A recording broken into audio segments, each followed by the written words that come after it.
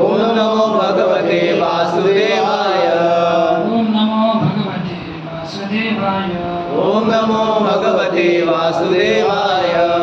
नमो भगवते वासुदेवाय। ओम नमो भगवते वासुदेवाय। नारायणं नमस्कृत्यं नरं चैव नरोत्तमं देवीं सरस्वतीं व्यासं ततो जयमुदीरये। नष्टप्रायेषु अभद्रेषु अभद्रेषु नित्यं भागवत सेवया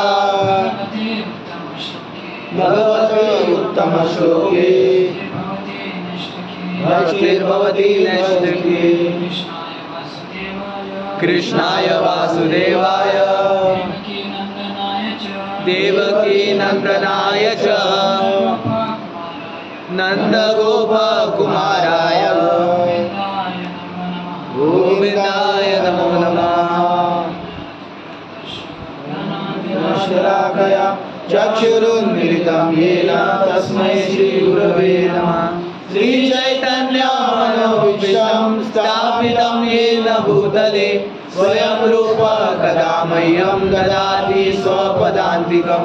वन्देऽहं श्रीगुरुं श्रीयुतापदकमलं श्रीगुरुं वैष्णवांश्च श्रीरूपं साग्रजातां सगणा ललिता श्रीतं सजीवं साद्वैतं सावधूतं परिजनसहितं कृष्ण चैतन्यदेवं श्रीराधा कृष्णपादान् सगणा ललिता श्रीविशाखान्वितांश्च। हे कृष्ण करुणा सिन्धु दीनबन्धो जगत्पते गोपेश गोपिकान्त राधाकान्त नमोस्तुते। तप्त काञ्चन गौराङ्गी राधे वृन्दावनेश्वरी वृषभानुसुते देवी प्रणमामि हरिप्रिये।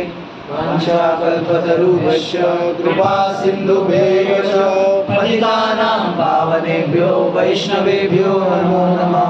जय श्री कृष्ण चैतन्य प्रभु नित्यानंद श्री अद्वैत गदाधर श्रीवासादि गौर भक्तवृंद। हरे कृष्णा कृष्णा कृष्णा हरे हरे हरे राम राम राम हरे हरे। हरे कृष्णा कृष्णा कृष्णा हरे हरे हरे राम राम राम हरे हरे। हरे कृष्णा कृष्णा कृष्णा हरे हरे हरे राम राम राम हरे हरे। हरे कृष्ण।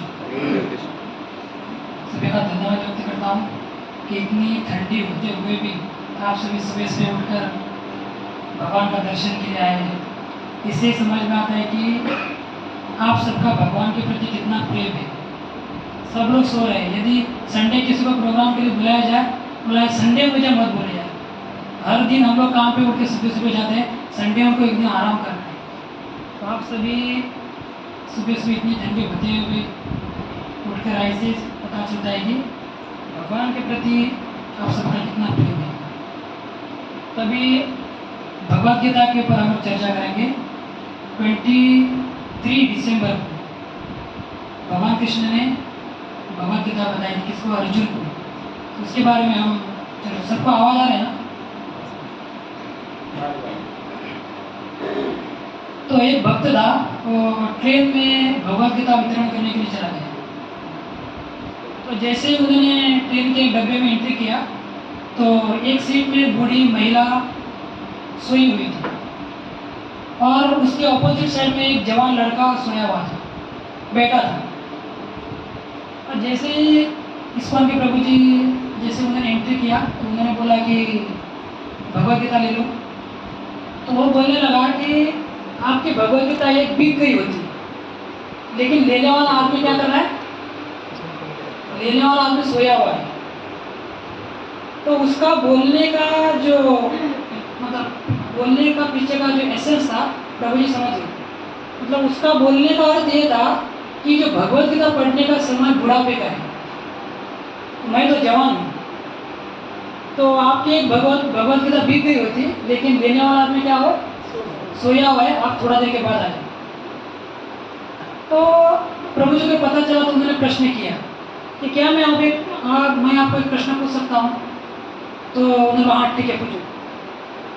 यदि आप कौन सा कार्य कर रहे हैं, समझो आप कौन सा तो कार्य कर रहे हैं, और मैं स्टार्टिंग से लेकर एंड तक उसको मैं देख रहा हूँ, और कार्य आपका खत्म होने के बाद उसका जब आपको फल मिलता है, फल मिलने के बाद यदि मैं आपको बोलूँ कि नहीं आपने ये कार्य ऐसा किया होता तो आपको बहुत ज़्यादा फल मिलता था, तो आपका रिएक्शन क्या होगा?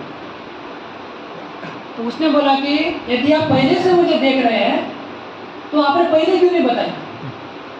मेरा कार्य खत्म होने के बाद, रिजल्ट मिलने के बाद आप क्यों बताए, पहले क्यों नहीं बताया? तो इसी प्रकार ये जो भगवत गीता है, ये जो ज्ञान है, यदि हम उसका बोलने का तात्पर्य क्या था कि ये जो पढ़ने का काम कब है, बुढ़ापे का, मैं तो अभी जवान हूँ। तो प्रभु जी ने उनको बोला कि पूरी जिंदगी हम लोग हमारे मन से क्या करेंगे, जिएंगे। यदि मरते समय यदि भगवत गीता को देंगे, अरे भाई भगवत गीता पढ़ो, इसके अनुसार क्या करें, जीवन में अपना क्या कर पाएंगे? कि इसको हम पढ़ भी पाएंगे? नहीं पढ़ पाएंगे। देखिए कि अभी पढ़ने के बाद छोड़ इसको हम क्या याद रख सकेंगे? हमारा चश्मा किधर रखते हैं वो हम भूल जाते हैं। चश्मा छोड़िए, मोबाइल कहाँ रखा हम भूल जाते हैं। आज सबसे ज़्यादा लोग मोबाइल से प्रेम करते हैं, क्योंकि मंदिर में आते हैं, माला छूट गया तो चलेगा, माला यहाँ पर रख के जाएंगे, लेकिन मोबाइल छूट गया ना तो तुरंत 4 लोगों को फोन लगाएंगे, प्रभु जी मेरा मोबाइल छूट गया है। लेकिन माला छूटेंगे ना तो अगले सैटरडे आके पूछते हैं, प्रभु जी मैंने इधर माला रखा था, है क्या इधर? तो ये हाल है, मतलब हम याद नहीं रख सकते। इसलिए जो भगवत गीता और ये शास्त्र जो भक्ति करने का क्या है, वो पहले से करना चाहिए, शुरुआत से। क्योंकि बुढ़ापे में कुछ नहीं कर, जैसे कभी कीर्तन होता है, कीर्तन चलता है तो सभी लोग ऐसे खड़े रहते हैं, तो कीर्तन में हमको नाचना चाहिए। क्यों नाचना चाहिए? समझो नाचने की इच्छा नहीं तो भी हमको कूदना चाहिए। क्यों? क्योंकि बुढ़ापे में हम ये नहीं कर सकते कि जवानी में जो शरीर में ताकत होती है ना, तो भी हमको नाचना चाहिए। बुढ़ापे में देखते हैं जो कोई मंदिर में एंट्री करता है तो वो दंडवत भी नहीं डाल पाता है, ठीक से दंडवत भी नहीं डाल पाते। क्यों? तो उसके अंदर शक्ति नहीं है। तो यदि हम लोग बुढ़ापे में सोचेंगे कि नाचेंगे तो हमारी हड्डी टूट जाएगी। इसलिए हमको क्या करना चाहिए? बचपन में जितना कूदना है अभी कूदना है। इसलिए क्या करना, कीर्तन में हमको नाचना चाहिए। यदि इच्छा नहीं है तो भी हमको क्या करना चाहिए, नाचना। क्यों? क्योंकि हम भगवान के लिए प्रसन्न करने के लिए नाचते हैं। तो यहाँ पर हम देखते हैं कि ये जो शास्त्र है, जो सुनना चाहिए, भगवान की भक्ति हमको पहले से करनी चाहिए, बचपन से। क्योंकि मेरा एक मित्र था, भक्त था, और भक्त था, हमारे साथ पंढरपुर गया था। गुरुमाला के व्यास पूजा में गए थे तो हमारे साथ गया था। तो मुझे बोल रहा था, प्रभु जी मैं अगले साल गुरु महाराज से दीक्षा लूँगा, और मेरी जब दीक्षा होगी ना तो आप मेरे साथ आइएगा। ठीक है, आता हूँ। तो जैसे आया, अभी 15 दिन पहले एकादशी के दिन, आज के दिन 9 तारीख को एकादशी थी। तो एकादशी के दिन उसने छुट्टी दी, क्योंकि एकादशी है ना, उसने छुट्टी ली कि मैं ज़्यादा जपा करूँ। तो कंपनी से उसको फ़ोन आया और उसको बुलाया कि थोड़ा काम है, अर्जेंट आ जाए।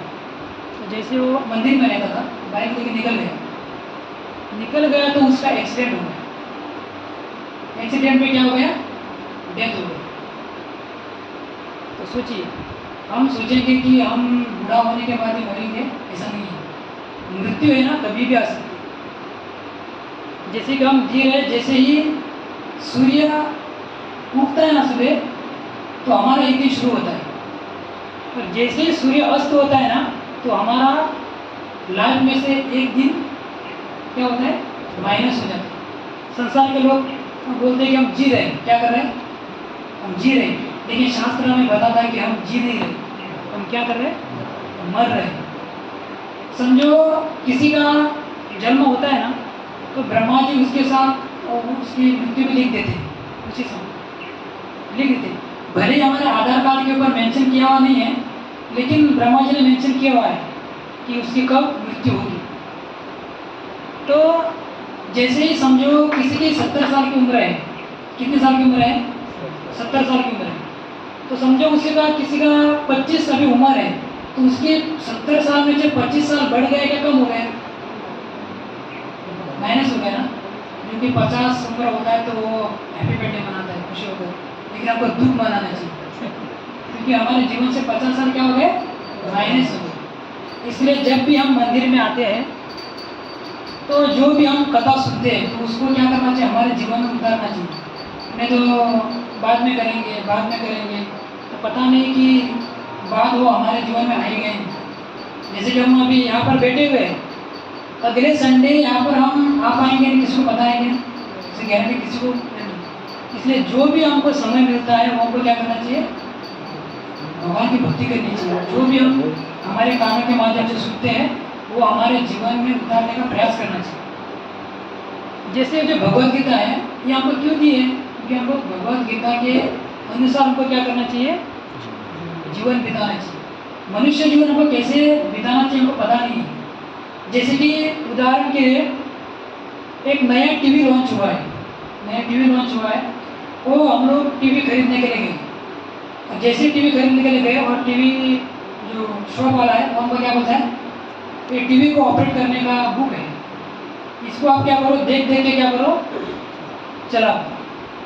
यदि मैं कहूँ कि नहीं नहीं मुझे आपका ये बुक नहीं चाहिए, मुझे सिर्फ टीवी चाहिए, तो जैसे मैं उसको टीवी को घर में लेके आऊँगा और मेरे हिसाब से मैं उसमें बटन दबाना शुरू करूँगा तो क्या होगा? वो टीवी खराब हो जाएगा। उसी प्रकार जब तक भगवत गीता के हिसाब से हम जीवन हमारा व्यतीत नहीं करेंगे तो हमारा जीवन भी क्या हो जाएगा?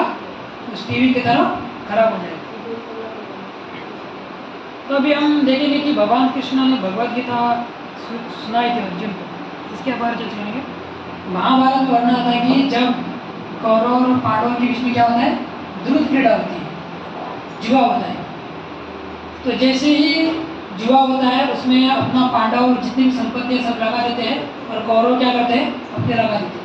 लेकिन शकुनी के कूटनीति के कारण पांडव जो है अपनी सारी संपत्ति क्या करते हैं? हार जाते हैं। जैसे ही वो हारते हैं तो पांडव क्या करते हैं? नकुल को लगाते हैं, सहदेव को, भीम, अर्जुन, युधिष्ठिर सबको लगाते हैं, सब हार जाते हैं। लास्ट में वो क्या करते हैं? द्रौपदी को भी लगा देते हैं। लेकिन भगवान कृष्ण क्या करते हैं? द्रौपदी की रक्षा करते हैं और उनको घोषित किया जाता है कि आप क्या करो? 13 साल तक वनवास चले जाओ और 1 साल अज्ञातवास। अज्ञातवास मतलब यदि हमने आपको पकड़ा, समझो ये गौरव है, गौरव को वनवास दिया, यदि मैंने इनको पकड़ा अज्ञातवास में कि ये गौरव प्रभु है तो इसको क्या करना होगा?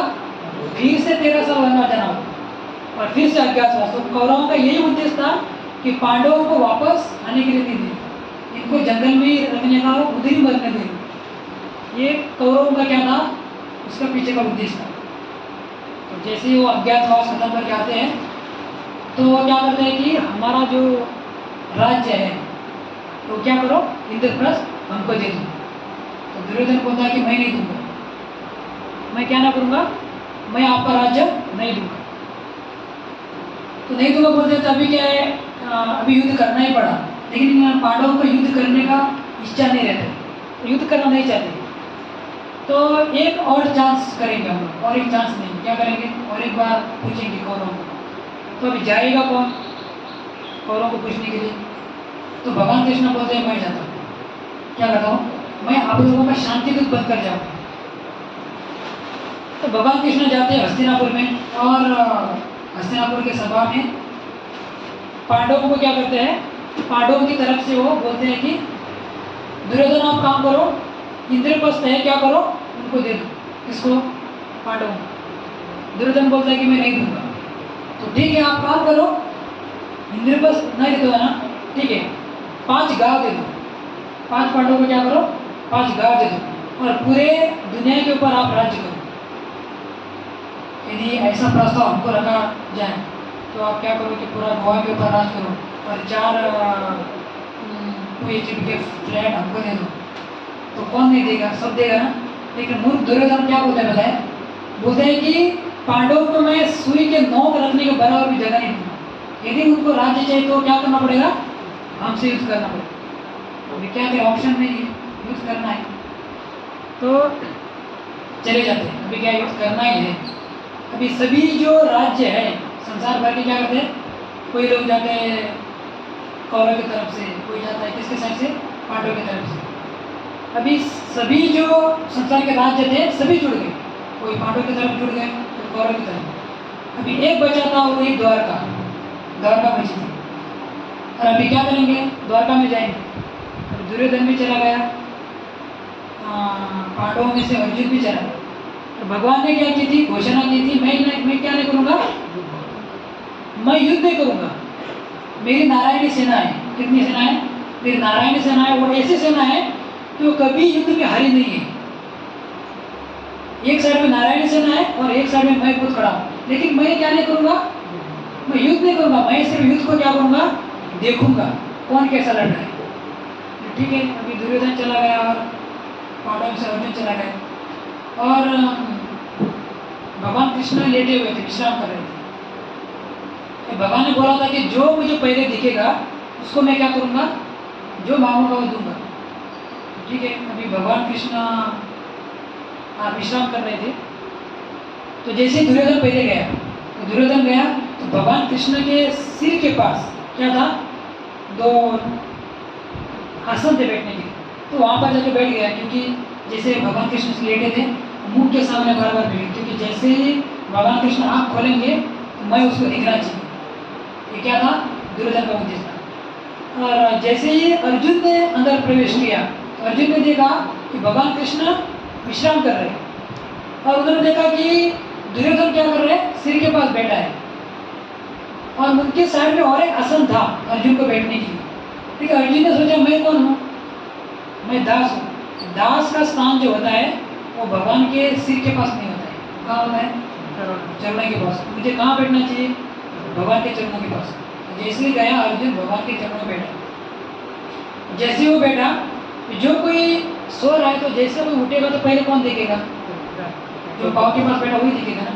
तो जैसे ही भगवान कृष्ण विश्राम करके उठ गए तो उन्होंने देखा तो अर्जुन, अरे अर्जुन मित्र आप मुझे मिलने के लिए आए हैं। तो उन्होंने अर्जुन को देखा तो इनको नहीं देखा था, दुर्योधन को। तो दुर्योधन ने बोला कृष्ण मैं भी आया हूँ। अरे मित्र आप भी आए हो, क्योंकि आप सिर के पास बैठे हो ना, इसलिए आप मुझे दिखे नहीं। तो बोले ठीक है। तो अर्जुन से भगवान बोलते हैं कि आप मुझे पहले दिखे हो ना, तो आपको क्या चाहिए।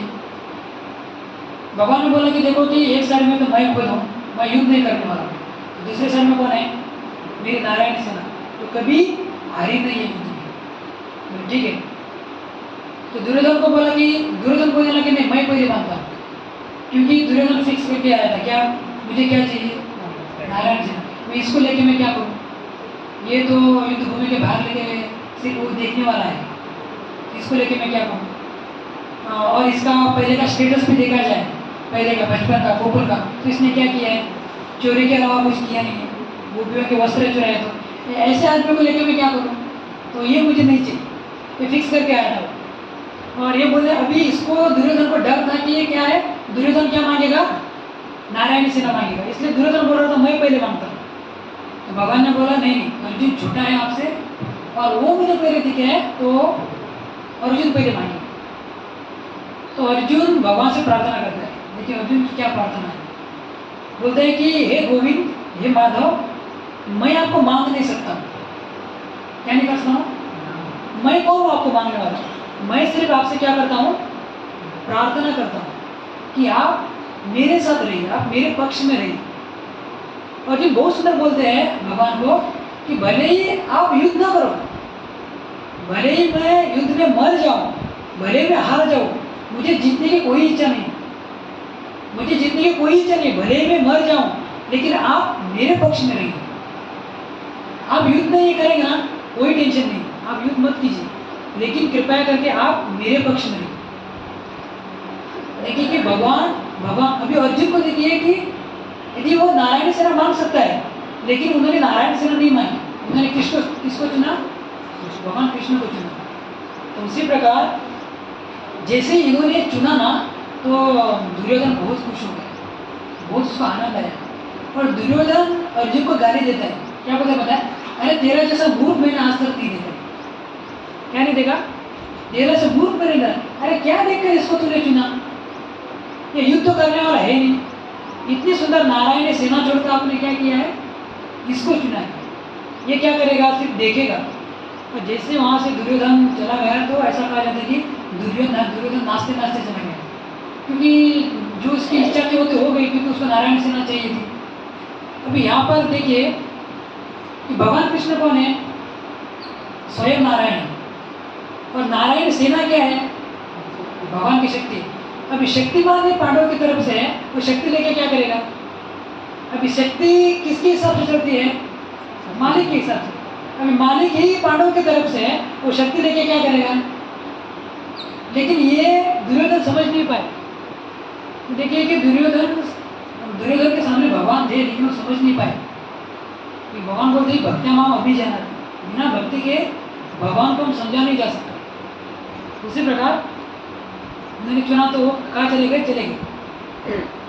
अभी यहाँ पर देखिए कि जैसे ही अर्जुन ने भगवान कृष्ण को चुना, तो जैसे ही अभी क्या है? युद्ध होने वाला है। और युद्ध के समय क्या करते हैं? भगवान कृष्ण अर्जुन का रथ लेके आते हैं। क्या करते हैं? भगवान कृष्ण अर्जुन का रथ लेके आते हैं। अभी भगवान कौन है?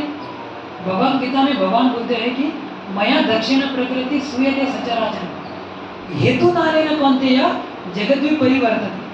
भगवान बोलते हैं कि ये जो करोड़ों ब्रह्मांड है ना, मेरे इशारे से क्या करते हैं? चलते हैं।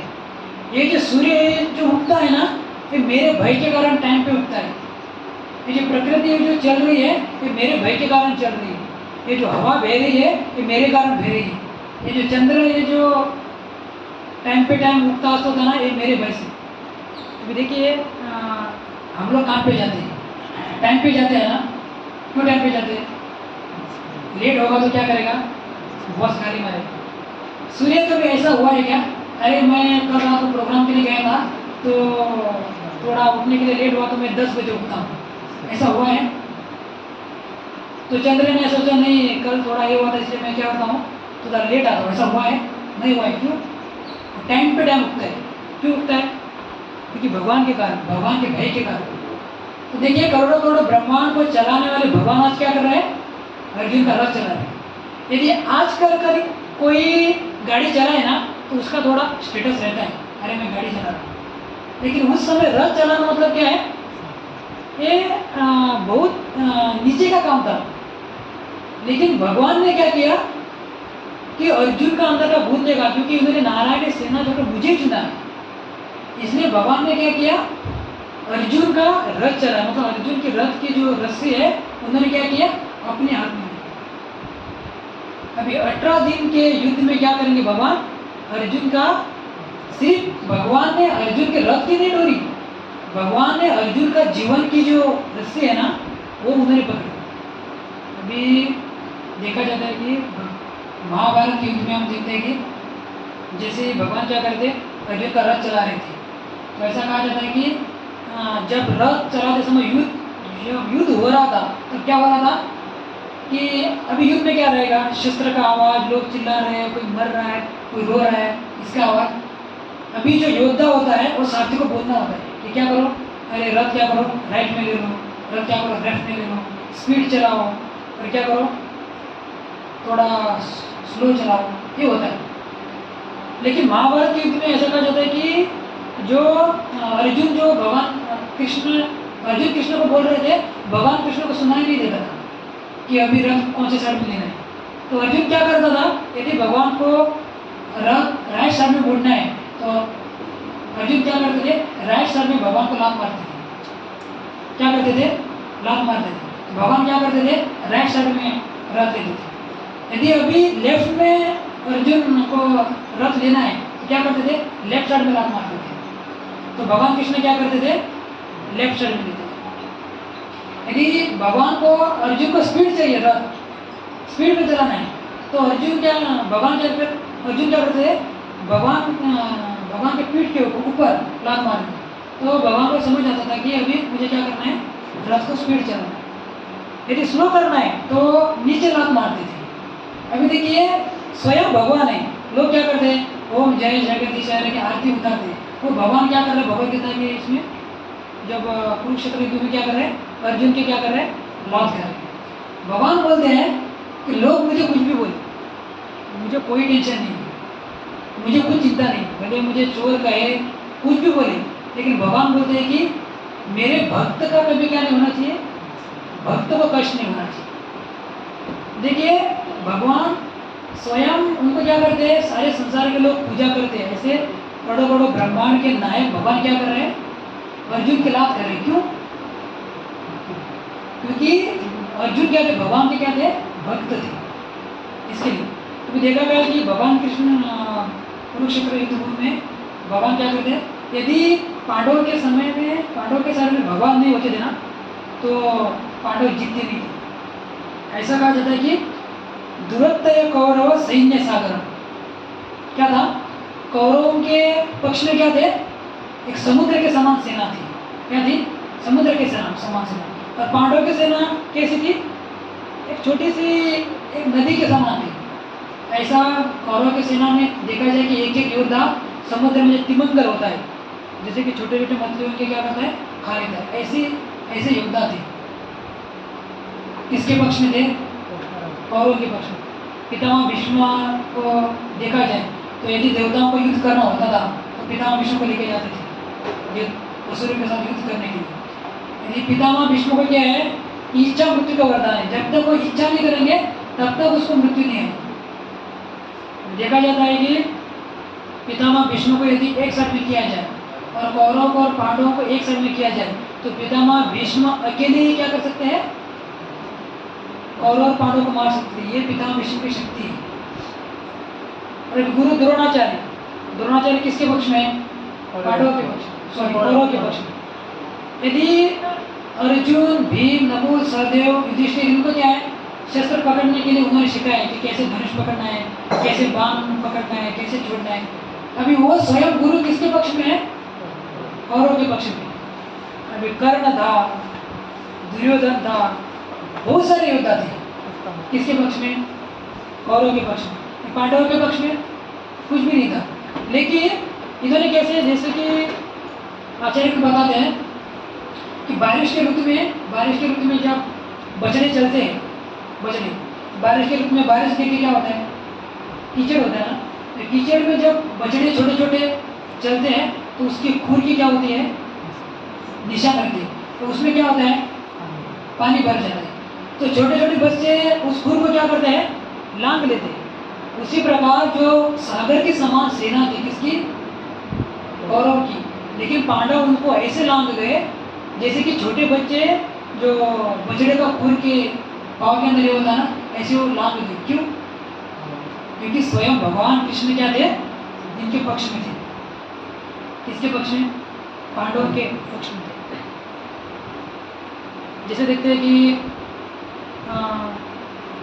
भगवान जो है अपने भक्तों के लिए क्या करते हैं, कुछ भी करते हैं। उनको ये नहीं पड़ा है मुझे लोग हंसेंगे, कोई क्या बोलेंगे, उनको कुछ नहीं। जैसे कि हम देखते हैं कि पंढरपुर में एक कथा थी, सकुबाई करके एक भक्त थी, सबको पता रहेगा, सकुबाई करके भक्त थी। तो एक बार क्या होता है कि नदी के किनारे में पानी भरने चली जाती है।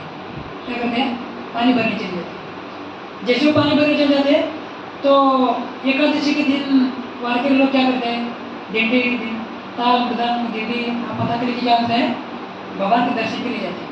तो सब लोग कीर्तन करते हुए जा रहे थे तो इन्होंने देखा, और जब साइड में जो स्त्री थी उनको पूछा ये लोग कहाँ जा रहे हैं, तो उन्होंने बोला कि भगवान पंडितनाथ को वर्णन किया कि भगवान कृष्ण पांडुरंग के रूप में क्या है, स्वयं वहाँ पर क्या है, विराजमान है। तो भगवान का उन्होंने वर्णन किया था। उनके मन में इच्छा हुई कि मुझे क्या करना है, उनका दर्शन करना है, मुझे उनका दर्शन करना है। तो जैसे उन्होंने, उनकी इच्छा हुई कि मुझे दर्शन करना है, तो वो निकल गई। वो ही नहीं गई, उन्होंने टिकट निकाला, उन्होंने देखा कि अरे ट्रेन में कितने वेटिंग लिस्ट हैं या कितने कभी कन्फर्म हो सकता है, ये उन्होंने नहीं देखा, वो निकल गई वहाँ से। जो साइड में जो स्त्रियाँ थी उनके साथ गई थी, उन्होंने बोला अरे आप जा रहे हैं ना, कम से कम घर वालों तो बताओ। उनको पता था कि घर वाले मुझे नहीं छोड़ेंगे।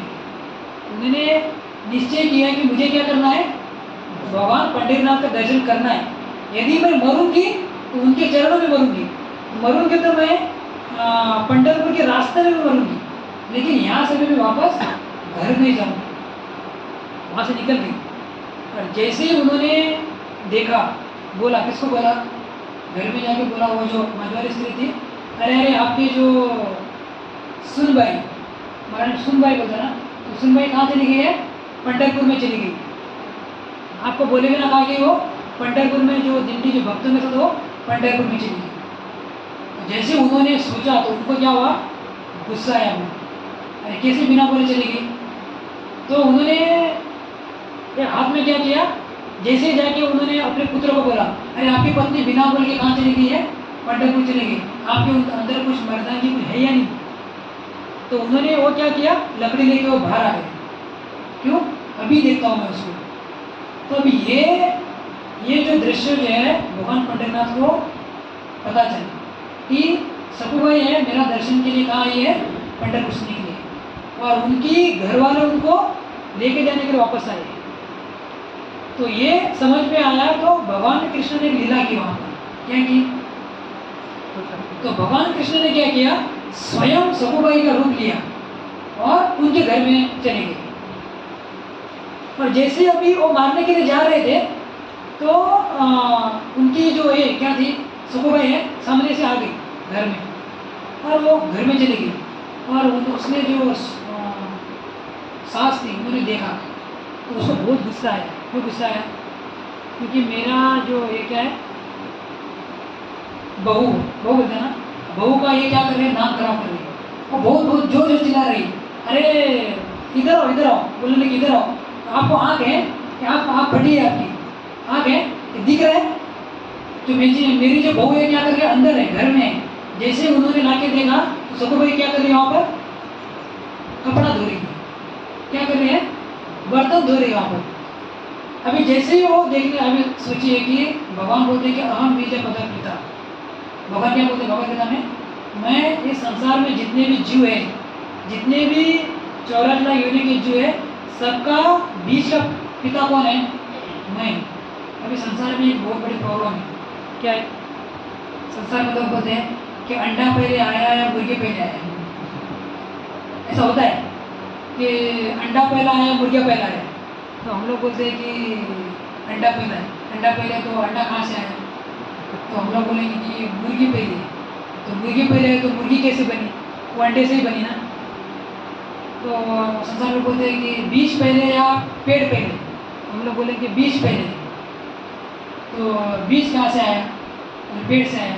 तो पेड़ कहाँ से आया, बीज से आया। तो भगवान बोलते हैं कि ये जो अंडा पहले या मुर्गी पहले है, बीज पहले है या पेड़ पहले है, ये छोड़ दो, सबसे पहले मैं हूँ, अहम बीज पद पिता। जो कल हरीश प्रभु बता रहे थे ना कि साइंटिस्ट लोग क्या बोलते हैं कि सबका बाप कौन है, अमीबा है। परम पूज्य गुरु महाराज लोकनाथ स्वामी महाराज बोलते हैं कि सबका बाप कौन है, विठोबा है। सबका बाप कौन है, विठोबा है। अमीबा बीबा में छोड़ दो, सबका बाप कौन है, विठोबा। स्वयं भगवान कृष्ण बोलते हैं कि अहम बीज पद पिता। अभी सभी जीवों को जन्म देने वाले भगवान ने स्वयं सकुबाई का रूप लिया। अभी उनको दिखाने के लिए आ गए कि ये मेरे सुन रहे हैं, तो इनको पहचान सकते हैं, स्वयं भगवान है। तो देखिए भगवान क्या करते हैं कि भक्त के घर में क्या है, कुछ भी करते हैं। संसार के लोग मुझे कुछ भी बोले, मुझे कुछ फर्क नहीं। एक बार क्या होता है, ये दुर्योधन का एक ये था, क्या था, सेवक था, दुर्योधन का सेवक। तो दुर्योधन के शरीर को मालिश करता था। क्या करता था, मालिश करता था। अभी वो बीमार पड़ गया, अभी दुर्योधन की सेवा के लिए नहीं जा पाता। क्या करेगा दुर्योधन, मुझे सेवा से निकालेगा, मेरा घर कैसे चलेगा। तो उन्होंने सोचा कि मैं क्या करता हूँ, उन्होंने भगवान से प्रार्थना की, जो भगवान कृष्ण का भक्त था। अभी भगवान ने क्या किया, सेवा का रूप लिया और दुर्योधन को मालिश करने चले गए। दुर्योधन बोला, अरे सेवक, आप इतने दिन से मुझे मालिश कर रहा है, लेकिन आज की तरह तूने कभी मालिश नहीं किया। अरे इस मूर्ख को क्या पता कि आज भगवान स्वयं तेरा मालिश, स्वयं भगवान मालिश कर रहे। क्यों मालिश कर रहे? क्योंकि भक्त के लिए। भगवान बोलते हैं कि मैं भक्त के लिए कुछ भी करूँ। इसलिए संसार में लोग कुछ भी बोले कि मैं गाड़ी चला रहा हूँ, चलेगा, मैं ड्राइवर हूँ, बोलने तो मुझे ड्राइवर, लेकिन मैं क्या करूँगा? अर्जुन का रथ चलाऊंगा। क्यों? क्योंकि मुझे उन्होंने क्या किया है? चुना है।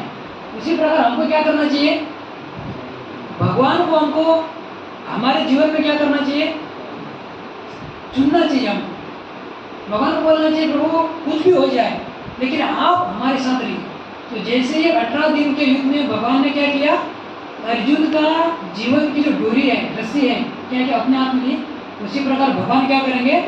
हमारी जो जीवन की रस्सी है वो क्या करेंगे? अपने हाथ में लेंगे। अब देखिए 18 दिन के युद्ध में, 18 दिन के युद्ध में भगवान श्री कृष्ण ने क्या किया? पांडवों को क्या किया? जैसे समुद्र के ऊपर पार किया, ऐसे उन्होंने क्या किया?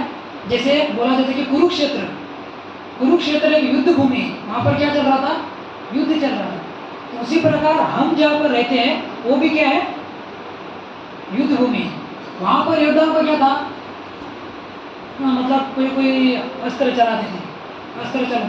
अभी हमारे लिए अस्त्र क्या है? हमारे लिए जो भौतिक जो संसार का कष्ट है ना, ये हमारे लिए क्या है? कष्ट है। जो कोई हमको दुख देता है ये हमारे लिए क्या है? शस्त्र है। लेकिन यदि हम हमारा जीवन भगवान के लिए समर्पित करेंगे तो वो क्या होगा? भगवान उस शस्त्र को क्या करेंगे? क्या करेंगे? काट देंगे। तो हमारा जीवन क्या करेंगे? पार करेंगे। जैसे 18 दिन के युद्ध में भगवान ने पांडवों को क्या किया? पार किया। उसी प्रकार इस भवसागर, ये क्या है? भवसागर है। तो उसी प्रकार जब हम भगवान को चुनेंगे तो भगवान क्या करेंगे? हमको भवसागर से पार कराएंगे। अभी देखिए ये जो महाभारत का युद्ध था, जैसे कि अभी कंफर्म हो गया क्या है? महाभारत युद्ध होना है। एक बार क्या होता है कि वेदव्यास मुनि कुरुक्षेत्र हस्तिनापुर में आते हैं। क्या करते हैं? हस्तिनापुर में आते हैं और बोलते हैं कि किसको बोलते हैं? धृतराष्ट्र को। धृतराष्ट्र बोलते हैं कि मैं आपको क्या करूँगा? दिव्य दृष्टि दूंगा। क्योंकि क्या है कि महाभारत का युग आप तो अंधे हैं। धृतराष्ट्र आंखों से तो अंधे था ही हो, लेकिन वो दिमाग से भी अंधा था। क्या था? दिमाग से भी अंधा था। क्योंकि वेदव्यास मुनि ने भी आके उनको बताया स्वयं कि यदि पांडव और कौरव के बीच में युद्ध हुआ तो जीतेंगे कौन? कौरव जीतेंगे। यहाँ तक वेदव्यास मुनि ने उनको बोला, लेकिन वो पुत्र प्रेम के मोह के कारण वो समझ नहीं पाए। क्यों? क्योंकि वो अपने दिमाग से भी वो क्या था? अंधा था। उन्होंने बोला ये क्या है? ये एक क्या है? संशय है, मतलब जीतेंगे, मतलब अभी पता नहीं कि जीतेंगे नहीं। तो बोल के चलो, उन्होंने जब धृतराष्ट्र ने नहीं सुना तो उन्होंने क्या बोला? मैं आपको दिव्य दृष्टि देता हूँ। क्यों दृष्टि देता हूँ? क्योंकि आप देख तो नहीं पाएंगे, तो आप यहाँ पर बैठ के क्या कर सकते हैं? देख सकते हैं महाभारत के। तो उन्होंने उनको बताया तो धृतराष्ट्र ने बोला कि मुझे दृष्टि नहीं चाहिए। क्यों नहीं चाहिए? क्योंकि मैं ये युद्ध देख नहीं पाऊंगा। क्यों? क्योंकि उनको डाउट था, जैसे कि पहले श्लोक में बोलते हैं ना, धर्म क्षेत्र कुरुक्षेत्र समावेता युस्तवा मामका पांडवाश्च किम कुरुत संजय। उनको डाउट था क्योंकि ये जो पांडव जो थे वो धर्म के पक्ष थे और जो कौरव थे ये अधर्म के पक्ष थे। और जो कुरुक्षेत्र वो क्या है? धर्म भूमि है। तो धर्म क्षेत्र में युद्ध हो रहा है तो धर्म की विजय होगी। तो ये उसको डाउट था, इसलिए उसने बोला कि ये दृष्टि मुझे नहीं चाहिए। उन्होंने क्या बोला कि मेरा शिष्य, मेरा जो ये कौन मंत्री है, कौन है? संजय है, तो उसको दे दो। तो ये वेदव्यास मुनि का शिष्य था। तो उन्होंने क्या किया? उनको दे दी दिव्य दृष्टि। और महाभारत के युद्ध में जो चल रहा था, जैसे कि स्क्रीन के ऊपर, तो स्क्रीन के ऊपर उनको संजय को पूरा दिखता था और उनको बोल रहे थे कि क्या हो रहा है। तो युद्ध भूमि के समय में जब युद्ध का दिन था तो क्या हो गया? सभी सेना आ गई युद्ध भूमि में, नीचे उतर गई। तो पहले अध्याय में 21वां श्लोक है, क्या है कि अर्जुन भगवान श्री कृष्ण से बोलते हैं, क्या बोलते हैं कि आज्ञा देते हैं उनको, क्या कहते हैं, भगवान बोलते हैं कि अभी आपने चुना है कि मेरा ड्राइवर है, तो आपको क्या करना पड़ेगा, मेरे आदेशों का पालन करना पड़ेगा। अब क्या करो, मेरा जो रथ जो है दोनों सेनाओं के बीच में लेके जाओ, दोनों सेनाओं के बीच में लेके जाओ, मुझे देखना है सेनयोर उभयोर मध्य रथम सपे ए अच्युत, तुम क्या करो, मेरा जो रथ जो है दोनों सेनाओं के बीच में लेके जाओ, मुझे देखना है कि हमारे विरुद्ध लड़ने के लिए कौन कौन आए, मुझे क्या करना है, किसको किसको कैसे कैसे मारना है, मुझे देखना है। जैसा ठीक है आपने बोला तो मैं लेके जाता हूँ। जैसे ही वो लेके गए, बीच में रथ खड़ा किया, तो जैसे ही देखा तो अर्जुन पानी पानी हो गए। देखा तो ये क्या है, ये तो मेरे दादाजी है। तो देखिए जब पांडवों का जब जन्म हुआ तो उनके पिताजी बचपन में ही क्या हो गए, देहांत हो गया उनका। तो उस समय से पितामह भीष्म ने उनकी देख रेख की थी। अभी वो स्वयं हमारे युद्ध में, अभी जिन्होंने हमको जीना सिखाया, जिन्होंने जो सबसे ज़्यादा हमसे प्रेम करते हैं, उसके ऊपर हम कैसे बाण चलाएंगे, उसके ऊपर मैं बाण कैसे चलाऊँ, तो इनके ऊपर मैं बाण नहीं चलाऊँगा।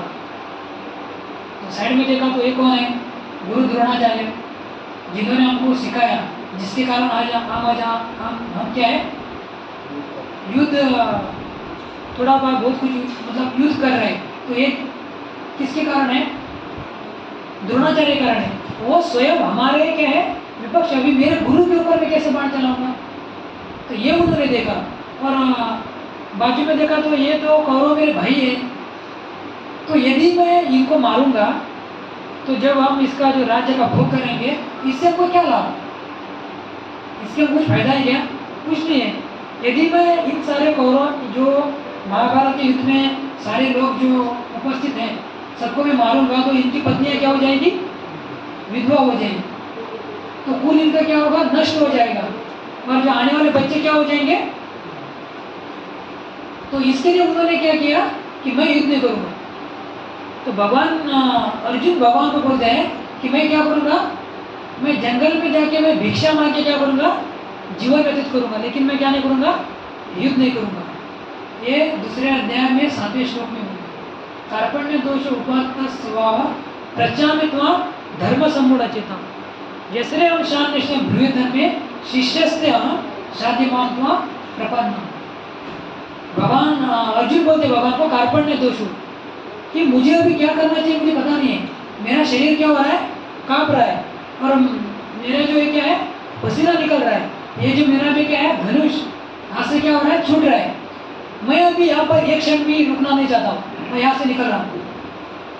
मैं क्या करूँगा, मैं भीख मांगकर जीवन बिताऊंगा, लेकिन ये अच्युत मैं क्या नहीं करूँगा, मैं युद्ध नहीं करूँगा। जब ये 7वें श्लोक में अर्जुन बोलते हैं कि मैं बहुत क्या हूँ, विचलित हो गया, मुझे क्या करना चाहिए पता नहीं। जैसे कि यहाँ पर अर्जुन क्या है, दुखी है और वो भी विचलित है। तो संसार में सब लोग क्या है, सब लोग संसार में दुखी है, तो सुखी है क्या? सुबह से लेकर रात तक लोग गधे और बैल की तरह मेहनत करें, इसलिए सुख के लिए, सुख के लिए। जैसे ही यहाँ पर जो संसार में आया तो उन्होंने भगवान से बोला कि हमको सुख भोगना है, क्या बोला है, सुख भोगना है। तो भगवान ने बोला कि संसार में सुख नहीं है, यहाँ पर दुख के अलावा कुछ नहीं है। 8वें अध्याय में बोलते हैं ना कि मामू पिते पुनर्जन्म दुखालय शाश्वत। ये क्या है, दुखालय। जिसने ये संसार बनाया है वो खुद बोल रहे हैं क्या है, दुखालय। लेकिन संसार के लोग क्या बोलते हैं कि हम सुख भोगत रहे हैं, हम एंजॉय कर रहे हैं। क्या कर रहे हैं, मूर्ख लोग है, बोलते हैं कि हम क्या कर रहे हैं, एंजॉय कर रहे हैं, बोलते हैं कि हमको सुख चाहिए, सुख। भगवान ने बोला कि इस संसार में आप लोग सुख जाएंगे, क्या हो जाएंगे, सुख जाएंगे, लेकिन सुख नहीं मिलेगा। तो जैसे ही कहाँ पर चल रहे हो, कहाँ से निकला है बात,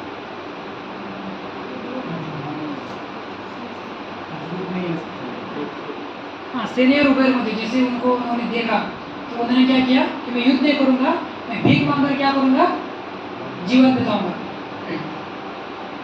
तो जैसे उन्होंने बोला कि मैं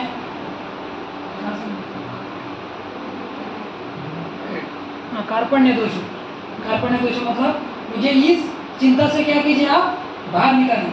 उसी पर हमको भी चिंता है, हमको भी क्या चिंता है, जैसे कि कल ही मुझे बता रहे थे ना कि संसार के लोग चिंता में किस लिए हैं, क्योंकि हम भगवान से दूर हैं। जितने भगवान से दूर है उतना हमको ज़्यादा क्या मिलेगा, दुख मिलेगा। बस में किसने किसने ट्रैवलिंग किया है, बस में सबने किया है ना बस में, तो कहाँ पर बैठना हम पसंद करते हैं बस में, पीछे आगे या पीछे? पीछे के सीट में, क्योंकि पीछे हम कितना हल्ला गुल्ला मचाए कोई टेंशन नहीं, क्योंकि हमको आदत है, क्योंकि स्कूल में हम लोग पीछे के बेंच में ही बैठते थे, इसलिए हमको आदत है, इसलिए हम पीछे की सीट में बैठना चाहते हैं। तो पीछे बैठा तो कोई टेंशन नहीं, क्योंकि कंडक्टर कुछ बोलेगा नहीं। तो देखिए कि जब बस ड्राइवर जब बस चलाता है तब जब स्पीड ब्रेकर आता है तब सबसे ज़्यादा धक्का किसको लगता है? जो ड्राइवर के नज़दीक बैठा है उसको लगता है कि पीछे बैठे उसको लगता है? पीछे बैठे उसको लगता है। तो हमको कहाँ बैठना चाहिए? तो ड्राइवर के नज़दीक बैठेंगे, क्योंकि ड्राइवर भी बहुत चालू रहते हैं। क्या होता है, जो पहला टायर रहता है ना तो वो धीरे से चलाएंगे, लेकिन जो पीछे वाला टायर आएगा वो स्पीड से जाएंगे, क्योंकि वो जो पीछे वाले में धक्का लगेगा।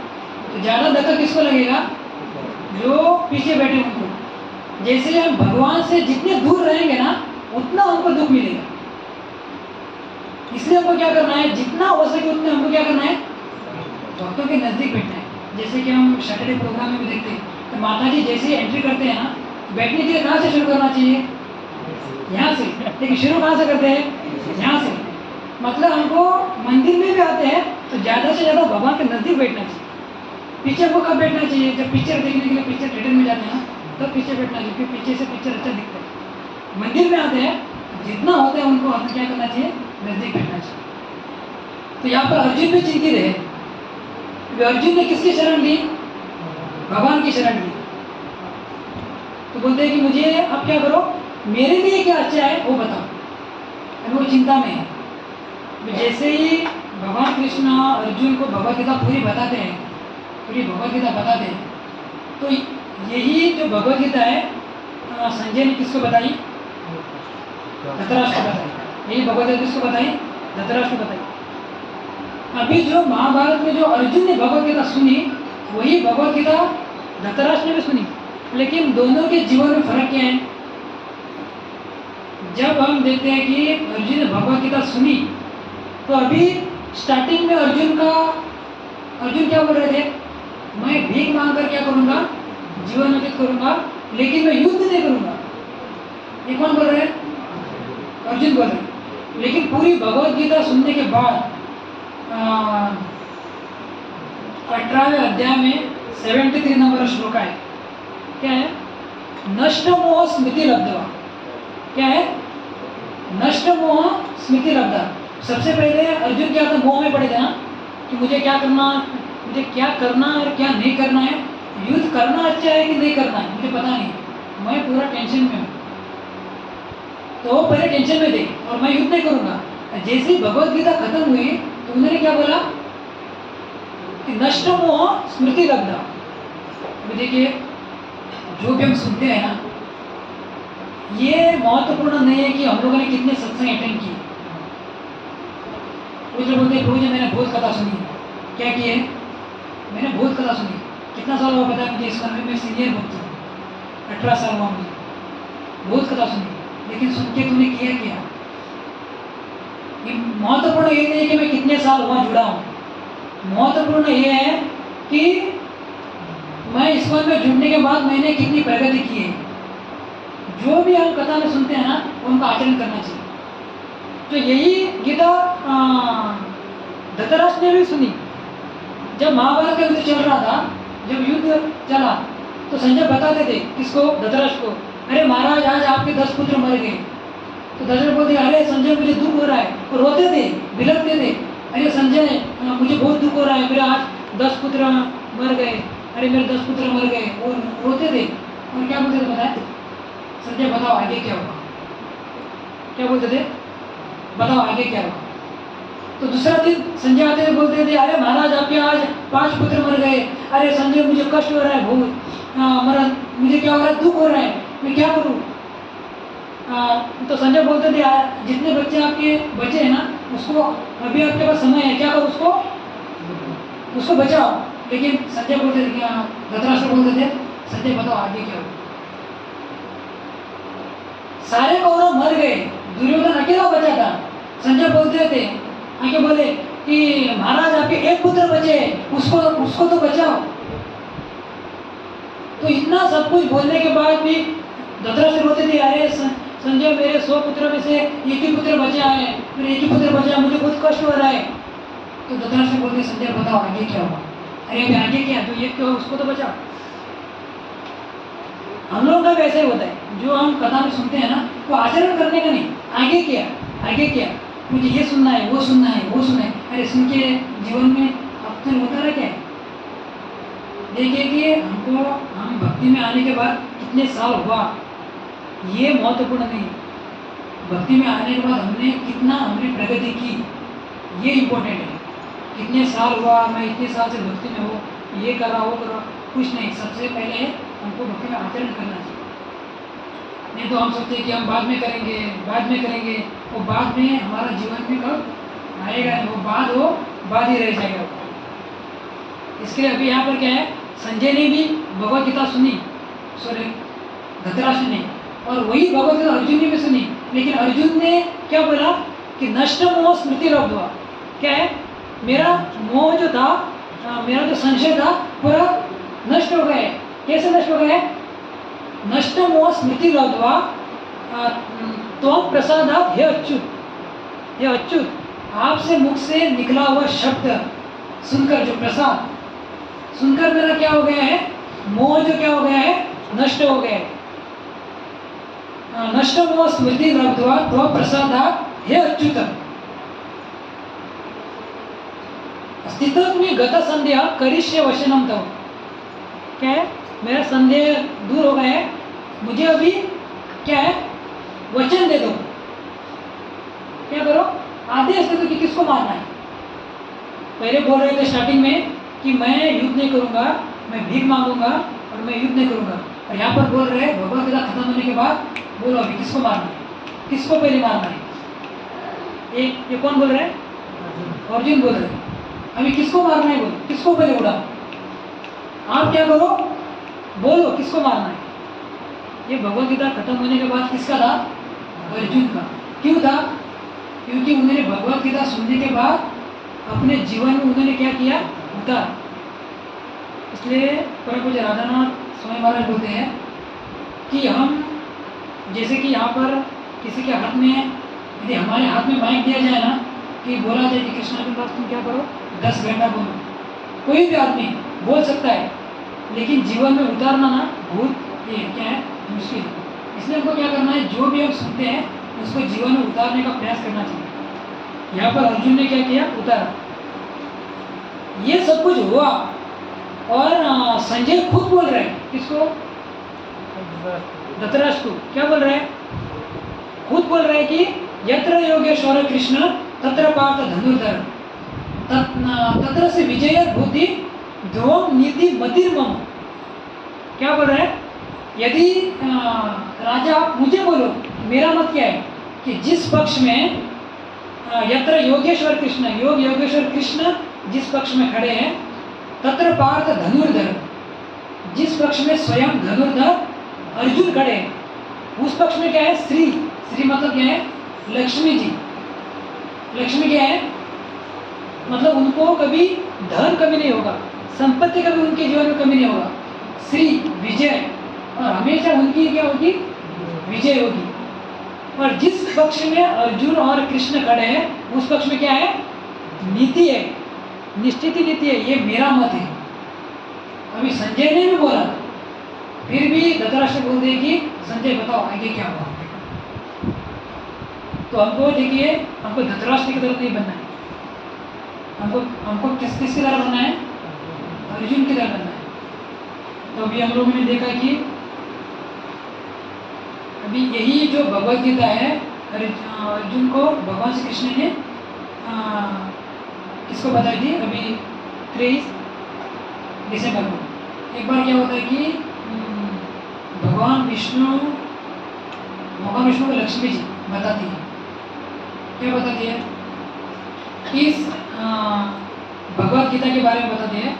भगवान विष्णु लक्ष्मी जी को बताती है, यदि कोई एक दिन में एक अध्याय का हर दिन पाठ करे तो सीधा कहाँ आएगा? वो मेरे पास आएगा, भगवत धाम आएगा।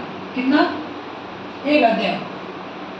तो लक्ष्मी जी ने बोला कि कलयुग में लोग बहुत बिजी रहते हैं, 12-12 घंटा करो, 8 घंटा करो, सुबह उठकर सुबह निकल जाओ, शाम को आओ, तो उनके पास टाइम नहीं है। थोड़ा क्या करो, डिस्काउंट दे दो। तो लक्ष्मी जी ये हमारे लिए मांग रही है, तो ठीक है, तो थोड़ा डिस्काउंट देता हूँ। तो एक दिन में कोई आधा अध्याय तो पढ़ता है तो सीधा मेरे पास आएगा। तो लक्ष्मी बोलते हैं कि प्रभु आपको ऐसा लगता नहीं कि थोड़ा ज़्यादा हो गया, क्योंकि ये आधा अध्याय भी नहीं होगा, तो काम करो और थोड़ा क्या करो, डिस्काउंट दे।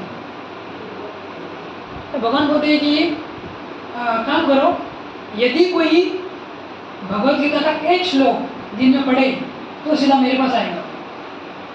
तो लक्ष्मी बोलते हैं प्रभु आप एक श्लोक की बात कर रहे हैं, यदि आप पेंट शर्ट डाल के भूलोक में गए होते ना तो आपको पता चलता था। तो आप यहाँ पर सोए हुए रहते हैं तो आपको कुछ पता नहीं चलता है। तो संसार में लोग इतने बिजी रहते हैं कि ये एक श्लोक में नहीं पढ़ पाए। बोला ठीक है। तो भगवान ने बोला कि कोई आधा श्लोक पढ़े, देखिए कि ये डिस्काउंट हमारे लिए मांग रहे हैं। कितना? यदि कोई भगवत गीता का एक दिन में आधा श्लोक पढ़ता है तो भी वो कहाँ आएगा? मेरे पास आएगा। तो लक्ष्मी ने बोला प्रभु थोड़ा लास्ट एक चांस दीजिए और थोड़ा कुछ तो डिस्काउंट दीजिए। तो भगवान ने बोला उस आधा का, यदि आधा श्लोक भी यदि कोई पढ़े एक दिन में तो भी वो मेरे पास आएगा। तो देखिए आधे का आधा श्लोक कौन बोल रहे? भगवान विष्णु बोल रहे। आधा श्लोक मतलब कितना? जैसे कि पहला श्लोक क्या है? धर्म क्षेत्र कुरुक्षेत्र समवेता युयुत्सवा मामका पांडवाश्चैव किम कुर्वत संजय। ये क्या हो गया? एक श्लोक है। उसमें से आधा कितना हो गया? धर्म क्षेत्र कुरुक्षेत्र समवेता युयुत्सवा। ये क्या हो गया? आधा हो गया। उससे आधा क्या है? धर्म क्षेत्र कुरुक्षेत्र, ये इतना ही हमको एक दिन पढ़ना है। दूसरे दिन कितना पढ़ना है? समवेता युयुत्सवा। तीसरे दिन कितना पढ़ना है? मामका पांडवाश्चैव। चौथे दिन कितना पढ़ना है? किम कुर्वत संजय। तो इतना कोई पढ़ेगा ना तो क्या होगा? मेरे पास आएगा। लेकिन कलयुग में लोग क्या है बताएं? बुद्धिमान है। क्या है? भगवान ने इतना बोला है ना, हम एक ही श्लोक एक दिन में पढ़ेंगे और 3 दिन रेस्ट करेंगे। यदि हमको ये बोला जाए अरे कौन ये हर दिन आधा श्लोक पढ़ेगा? ये धर्म क्षेत्र कुरुक्षेत्र समवेता युयुत्सवा मामका पांडव किम कुर्वत संजय एक ही दिन पढ़ेंगे और 3 दिन पढ़ेंगे नहीं। चलो 3 दिन छुट्टी करेंगे। भगवान ने ये नहीं बोला। इसलिए हमको क्या करना चाहिए? कम से कम हमको दिन में एक श्लोक तो पढ़ना चाहिए। एक श्लोक। अभी कितना हमको डिस्काउंट दे रहे हैं पता है? देखिए बाबा हमको क्या करना चाहिए?